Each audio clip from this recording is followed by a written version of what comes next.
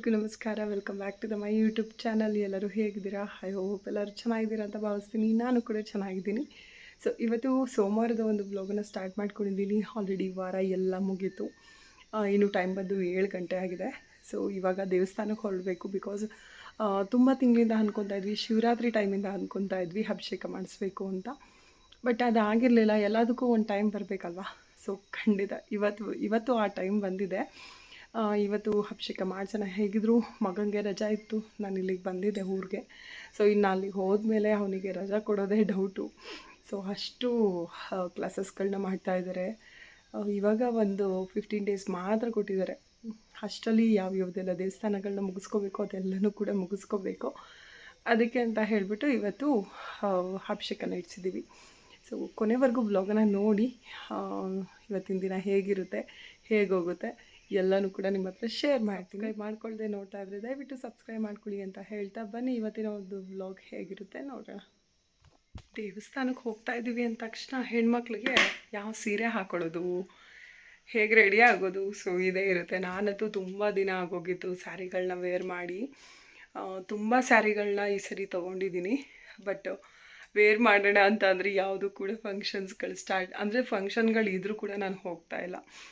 So ಸ್ವಲ್ಪ busy ಇರೋದ್ರಿಂದ ಇವಾಗ ಸದ್ಯಕ್ಕೆ ದೇವಸ್ಥಾನಗಾದರೂ ಹೊಸವೆಲ್ಲ ಏನಿದೆ ಅದನ್ನು ಜಾಸ್ತಿ ದಿನ ಮನೆಯಲ್ಲಿ ಹಾಗೆ ಇಡಬಾರ್ದು ಅಂತ ಹೇಳ್ತಾರೆ. ಹಾಗಾಗಿ ಒಂದು ಹೊಸ ಸ್ಯಾರಿನೇ ಹಾಕೊಳ್ಳೋಣ. ಅದು ಬ್ಲೌಸ್ ಸ್ಟಿಚಿಂಗ್ ಎಲ್ಲ ನಾನೇ ಮಾಡ್ಕೊಂಡಿದ್ದೆ. ನಿಮಗೆಲ್ಲ ಗೊತ್ತಿರುತ್ತೆ ನಾನು ಬ್ಲೌಸ್ ಸ್ಟಿಚಿಂಗ್ ಎಲ್ಲ ನಾನೇ ಮಾಡ್ಕೊತೀನಿ ಅಂತ. ಸೊ ಆ ಸ್ಯಾರಿನ ಹಾಕೊಳ್ಳೋಣ ಅಂತ ಅಂದ್ಕೊಂಡು ಇವತ್ತು. ಸೊ ಬನ್ನಿ. ಪ್ರಾಬ್ಲಮ್ಮು ಅಂದರೆ ಎಷ್ಟು ಫೋಲ್ಡ್ ಮಾಡಿದ್ರೂ ಕೆಳಗಡೆಯಿಂದ ನೀಟಾಗೇ ಇರುತ್ತೆ. ಸೊ ಮೇಲ್ಗಡೆ ಎಲ್ಲ ಮೆಸ್ಸಿ ಥರ ಆಗಿರುತ್ತೆ. ಸೊ ಇವತ್ತು ಸ್ಯಾರಿನ ಯಾವ್ದು ವೇರ್ ಮಾಡ್ತಾಯಿದ್ದೀನಿ ಅಂತ ಹೇಳ್ತೀನಿ. ಕ್ಲೀನಾಗಿ ಜೋಡಿಸ್ಬೇಕು. ಇಲ್ಲಿ ಕೆಳಗಡೆ ಬಂದು ಬ್ಲೌಸಸ್ಗಳನ್ನ ಇಟ್ಟಿದ್ದೀನಿ, ಜೋಡಿಸಿದ್ದೀನಿ. ಇನ್ನು ಅದ್ರ ಕೆಳಗಡೆ ಬಂದು ಡ್ರೆಸ್ಸಸ್ಗಳು. ಸೊ ಅದೆಲ್ಲ ಹಳೇ ಡ್ರೆಸ್ಸಸ್ಗಳು, ಇವು ಯಾವನ್ನೂ ಕೂಡ ಅಷ್ಟಾಗಿ ಯೂಸ್ ಮಾಡ್ತಾಯಿಲ್ಲ. ಸದ್ಯಕ್ಕೆ ಹೀಗಿದೆ ನೋಡ್ಬಾ, ಯಾವಾಗಲಾದರೂ ಒಂದು ಸರಿ ಕ್ಲೀನ್ ಮಾಡೋದಾಯಿತು. ಸೊ ಇದು ಮತ್ತು ಈ ಸ್ಯಾರಿ ಇದೆಲ್ಲವೂ ಕೂಡ ಹೊಸ ಸ್ಯಾರಿನೇ. ನಾನು ಕಲ್ಲೂರಲ್ಲಿ ಪರ್ಚೇಸ್ ಮಾಡಿದ್ದು ಅನ್ನಲ್ಲ, ಅದೇ ಸ್ಯಾರಿ. ಸದ್ಯಕ್ಕೆ ಇವು ಯಾವುದೂ ಕೂಡ ನಾನು ಹೊಲ್ಕೊಂಡಿಲ್ಲ. ಬಟ್ ಈ ಸ್ಯಾರಿದು ಮಾತ್ರ ಸ್ಟಿಚ್ ಮಾಡ್ಕೊಂಡಿದ್ದೀನಿ ಬ್ಲೌಸನ್ನು. ಬಟ್ ಇದು ತುಂಬ ಗ್ರ್ಯಾಂಡಾಗಿ ಕಾಣುತ್ತೆ. ಯಾವುದಾದ್ರು ಬೇರೆ ದೇವಸ್ಥಾನಕ್ಕೆ ಉಟ್ಕೊತೀನಿ. ಸೊ ಇವಾಗ ನಾನು ಉಟ್ಕೊತಾ ಇರೋದು ಸ್ಯಾರಿ ಬಂದು ತೋರಿಸ್ತೀನಿ ನಿಮಗೆ. ದೇವಸ್ಥಾನಕ್ಕೆ ಹೋಗ್ತಾ ಇದ್ದೀವಿ, ಹಾಗೆ ಅಭಿಷೇಕಕ್ಕೆ ಹೋಗ್ತಾ ಇದ್ದೀವಿ ಅಂತ ಅಂದಾಗ ಅಫ್ಕೋರ್ಸ್ ತುಂಬಾ ಐಟಮ್ಸ್ಗಳನ್ನೆಲ್ಲ ಇಟ್ಕೊಬೇಕಾಗುತ್ತೆ. ಹಾಗೆ ಅಭಿಷೇಕಕ್ಕೆ ಬೇಕಾಗಿರುವಂಥ ಐಟಮ್ಸ್ ಯಾವುದೂ ಕೂಡ ಮನೆಗೆ ತಂದಿರಲಿಲ್ಲ. ಅಂಗಡಿನಲ್ಲಿ ಅಲ್ಲೇ ಪರ್ಚೇಸ್ ಮಾಡಿಕೊಂಡು ಹಾಗೆ ತೊಗೊಂಡು ಹೋಗೋಣ ಅಂತ. ಯಾಕಂದರೆ 500 ಕೂಡ ನಮಗೆ ಇದನ್ನೇ ಹೇಳಿದರು, ಮನೆಗೇನು ತೊಗೊಂಡೋಗಿ ಇಟ್ಕೋಬೇಡಿ ಹಿಂದಿನ ದಿನ. ಸೊ ನೀವು ಬರುವಾಗಲೇ ಅದನ್ನೆಲ್ಲ ತೊಗೊಂಡೇ ಬನ್ನಿ ಅಂತ. ಅವರು ಸೋಮವಾರ ನಾವು ಅಭಿಷೇಕ ಇಟ್ಕೊಂಡಿದ್ದರಿಂದ 7:30 ಇಂದ 8 ಗಂಟೆವರೆಗೂ ರಾಹುಕಾಲ ಇತ್ತು. ಸೊ ನಾನು 7:30 ಒಳಗೇ ದೀಪ ಹಚ್ಚಿ ಮನೆಯಲ್ಲಿ ಮುಗಿಸ್ಕೊಂಡಿದ್ದೆ. ಯಾಕಂದರೆ ನಾವು 8:08ವರೆಗೆಲ್ಲ ಮನೆ ಬಿಡಬೇಕಿತ್ತು. ನಾವು ಬಂದು ನೋಡ್ತೀವಿ ಇಲ್ಲಿನೂ ಅವರು 500 ಬಂದಿರಲಿಲ್ಲ. ಅಂದರೆ ನಾವು ಫೋನ್ ಮಾಡಿದ ಮೇಲೆ ಬರ್ತೀವಿ ಅಂತ ಹೇಳಿದ್ರು. ಸೊ ಅವ್ರು ಬಂದು ಸುಮ್ಮನೆ ಇಲ್ಲಿ ವೆಯ್ಟ್ ಮಾಡಬೇಕಲ್ಲ ಅಂತ ಹೇಳಿಬಿಟ್ಟು.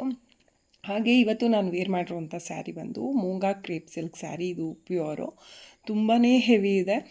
ನೀವು ಸೆಮಿ ಮೂಂಗಾ ಕ್ರೇಪ್ ತೊಗೊಂಡಾಗ ಅದು ಸ್ವಲ್ಪ ಲೈಟ್ ವೆಯ್ಟ್ ಬರುತ್ತೆ. ಇದು ತಿಕ್ನೆಸ್ ತುಂಬಾ ತಿಕ್ನೆಸ್ ಇದೆ, ತುಂಬಾ ಏನು ಹೇಳ್ತಾರೆ ಹೆವಿ ಇದೆ. ಬಟ್ ಇದು ನಾನು ದೇವಸ್ಥಾನಕ್ಕೆ ಉಡಬೇಕು ಅಂತಲೇ ಹೇಳಿಬಿಟ್ಟು ಬ್ಲೌಸ್ನೆಲ್ಲ ಸ್ಟಿಚ್ ಮಾಡಿ ಇಟ್ಕೊಂಡಿದ್ದೆ. ಹಾಗಾಗಿ ಇದನ್ನೇ ವೇರ್ ಮಾಡಿಕೊಂಡೆ. ಸೊ ಸರಿಯಾಗಿ ಯಾವುದು ಕೂಡ ವೀಡಿಯೋ ಮಾಡ್ಕೊಳ್ಳೋದಕ್ಕಾಗಲಿಲ್ಲ ನನಗೆ. ಸ್ಯಾರಿದೆಲ್ಲ ಈ ದೇವಸ್ಥಾನಕ್ಕೆ ಅಂದಾಗ ಎಷ್ಟು ಗಡಿಬಿಡಿ ಇರುತ್ತೆ, ಏನಾದ್ರೂ ಒಂದು ಮರ್ತು ಬಿಟ್ರೆ ಅಂತಲೂ ಭಯ ಇರುತ್ತೆ. ಸೊ ಹಾಗಾಗಿ ಅದ್ರ ಕಡೆ ಗಮನ ಹೋಯಿತು. ಇನ್ನು ಅವ್ರು ಬರ್ತಿದ್ದಂಗೆ ಅಭಿಷೇಕಕ್ಕೆ ಎಲ್ಲನೂ ಕೂಡ ಏನೇನೆಲ್ಲ ತೊಗೊಂಡು ಬಂದಿದ್ವಿ ಅದನ್ನೆಲ್ಲನೂ ಅವ್ರಿಗೆ ಕೊಟ್ವಿ. ಅವರು ಒಳಗಡೆ ಇಟ್ಕೊಂಡು ಇನ್ನು ಅಭಿಷೇಕನ ಸ್ಟಾರ್ಟ್ ಮಾಡಿಕೊಂಡ್ರು. ಸೊ ನಾವು ಕೂತ್ಕೊಂಡು ಆರಾಮಾಗಿ ದೇವ್ರದ್ದು ಅಭಿಷೇಕ ನೋಡೋದಕ್ಕೇ ಒಂಥರ ಚೆಂದ ಅಲ್ವಾ. ಹಾಗೆ ನಮ್ಮ ಮನೆಯವರು ವೀಡಿಯೋ ಮಾಡ್ಕೊತಾಯಿದ್ರು, ನಾನು ಅಭಿಷೇಕ ನೋಡ್ತಾ ಕೂತಿದ್ವಿ, ನಾನು ಮತ್ತು ನನ್ನ ಮಗ. ಅದಾದಮೇಲೆ ಪರ್ದೆ ಎಲ್ಲ ಬಿಡ್ತಾರೆ. ಸೊ ಆವಾಗ ಸ್ವಲ್ಪ ಹೊರಗಡೆ ಹೋಗೋಣ ಅಂತ. ನಿಜವಾಗ್ಲೂ ಹೇಳ್ತೀನಿ, ಎಷ್ಟು ಸೆಕೆ ಇತ್ತು ಅಂತ ಅಂದರೆ. ನಾನು ಇನ್ಸ್ಟಾಗ್ರಾಮ್ನಲ್ಲಿ ಒಬ್ರದ್ದು ಅವ್ರ ಹೆಸರು ನನಗೆ ಮರ್ತೋಗಿದೆ. ಬಟ್ ಅವರು ಹೇಳಿದರು ದೇವಸ್ಥಾನಗಳಿಗೆ ಕೂದಲು ಬಿಟ್ಕೊಂಡು ಹೋಗಬಾರ್ದು, ಅದರಿಂದ ಏನೇನೆಲ್ಲ ಆಗುತ್ತೆ ಅಂತ ಹೇಳಿ. ಅಫ್ಕೋರ್ಸ್ ಯಾವಾಗಲೂ ಕೂಡ ದೇವಸ್ಥಾನಕ್ಕೆ ಹೋಗ್ತಿದ್ದೀವಿ ಅಂದ ತಕ್ಷಣ ತಲೆಗೆ ಸ್ನಾನ ಮಾಡ್ತಾಯಿದ್ವಿ. ತುಂಬ ಹಸಿ ಇರ್ತಾಯಿತ್ತು. ನನಗೆ ಹಸಿ ಕೂದಲಲ್ಲೇ ಏನಾದರೂ ಜಡೆ ಎಣೆದು ಬಿಟ್ಟರೆ ತಲೆನೋವು ಸ್ಟಾರ್ಟ್ ಆಗಿಬಿಡುತ್ತೆ. ಹಾಗಾಗಿ ನಾನು ಯಾವಾಗ್ಲೂ ಒಂದು ಕ್ಲಿಪ್ ಹಾಕ್ಕೊಂಡು ಹಾಗೆ ಬಿಟ್ಕೊಂಡು ಹೋಗ್ತಿದ್ವಿ. ಬಟ್ ಈ ಸರಿ ಹಂಗೆ ಮಾಡಲಿಲ್ಲ. ಯಾಕಂದರೆ ಅವರು ಅದ್ರದ್ದು ರೀಸನ್ ಹೇಳಿದ ಮೇಲೂ ಕೂಡ ನಾವು ತಪ್ಪನ್ನು ಮಾಡಬಾರ್ದು. ಹಿರಿಯೋರೆಲ್ಲರೂ ಕೂಡ ಎಷ್ಟೋ ಜನ ಹೇಳ್ತಾ ಇರ್ತಾರೆ, ಕೂದಲು ಬಿಟ್ಕೊಂಡು ಪೂಜೆ ಮಾಡಬೇಡಿ, ಮನೆಯಲ್ಲೇ ಆಗಲಿ ದೇವಸ್ಥಾನಕ್ಕೆ ಆಗಲಿ ಕೂದಲು ಬಿಟ್ಕೊಂಡು ಹೋಗಬೇಡಿ ಅಂತ ಹೇಳಿಬಿಟ್ಟು. ಬಟ್ ನಾನು ಅಷ್ಟು ಸೀರಿಯಸ್ಸಾಗಿ ತೊಗೊಂಡಿರಲಿಲ್ಲ. ಅದಾದಮೇಲೆ ಅವರು ಅದರದ್ದು ಏನು ಕತೆ ಅಂತ ಹೇಳಿದಾಗ ಹೌದು ಅದನ್ನು ಮಾಡಬಾರ್ದು ಅಂತ ಅನ್ನಿಸ್ತು. ಯಾಕಂದರೆ ಈಗಿನ ಒಂದು ಸಿಚುವೇಷನಲ್ಲಿ ಎಲ್ಲರಿಗೂ ಕೂದಲು ಉದುರೋದು ಪ್ರಾಬ್ಲಮ್ಮೇ, ದೊಡ್ಡ ಪ್ರಾಬ್ಲಮ್ಸು. ಒಂದಲ್ಲ ಒಂದು ಕೂದಲು ಉದುರುತ್ತಾನೇ ಇರುತ್ತೆ. ಕೂದಲು ಬಿಟ್ವಿ ಅಂದ ತಕ್ಷಣ ನಾವು ಮನೆಯಲ್ಲೇ ಓಡಾಡ್ತಾ ಇರಬೇಕಾದ್ರೆ ಎಷ್ಟು ಕೂದಲು ಇರುತ್ತೆ ಅಂದರೆ ಅಷ್ಟು ಕೂದಲು ಬಿದ್ದಿರುತ್ತೆ. ಸೊ ಹಾಗಾಗಿ ದೇವಸ್ಥಾನಗಳಿಗೆ ಕೂದಲು ಬಿಟ್ಕೊಂಡು ಯಾರೂ ಕೂಡ ಹೋಗಬೇಡಿ. ಅಂದರೆ ಕ್ಲಿಪ್ ಹಾಕ್ಕೊಂಡು ಹಾಗೆ ಹೇರ್ ಸ್ಟೈಲ್ ಮಾಡ್ಕೊಂಡು ಹೋಗಬೇಡಿ. ಜಡೆನ ಎಣ್ದು ಏನು ಹಾಗೆ ಹೋಗಿ. ಸೊ ನಾನು ಇವತ್ತು ಕೂಡ ಅಷ್ಟು ಡ್ರೈ ಆಗಿರಲಿಲ್ಲ ಹೇರು. ಬಟ್ ಇನ್ನೇನು ಮಾಡೋದು, ಜಡೆ ಹೆಣಿಲೇಬೇಕಿತ್ತು. ಹೆಣ್ಕೊಂಡು ಹಾಗೆ ಹೋದ್ವಿ. ನಮ್ಮ ದೇವಸ್ಥಾನ ಎಲ್ಲ ಮುಗಿಸ್ಕೊಂಡು ಮನೆಗೆ ಹೋಗ್ತಿದ್ದಾಗೆ ಕೂದಲು ಬಿಚ್ಚಿಬಿಡಬೇಕು. ಬಿಕಾಸ್ ತಲೆನೋವು ಬರುತ್ತೆ. ಕೆಲವೊಬ್ರಿಗೆ ಈ ಥರ ಪ್ರಾಬ್ಲಮ್ಸ್ ಇರುತ್ತೆ ಅಲ್ವಾ. ಸೊ ಇವಾಗ ಒಂದು ಅಭಿಷೇಕ ಎಲ್ಲ ಮುಗಿಯೋದು ಇದೆಲ್ಲ ಮಾಡೋದ್ರೊಳಗೆ ತುಂಬ ಟೈಮ್ ಹಿಡಿಯುತ್ತೆ. ಸೊ ನಾವು ತಿಂಡಿನ ಮಾಡ್ಕೊಂಡು ಬಂದಿಲ್ಲ. ಬಿಕಾಸ್ ಅಭಿಷೇಕಕ್ಕೆ ಬರಬೇಕಾದ್ರೆ ತಿಂಡಿನ ಮಾಡೋದು ಅಷ್ಟು ಒಳ್ಳೆಯದಲ್ಲ.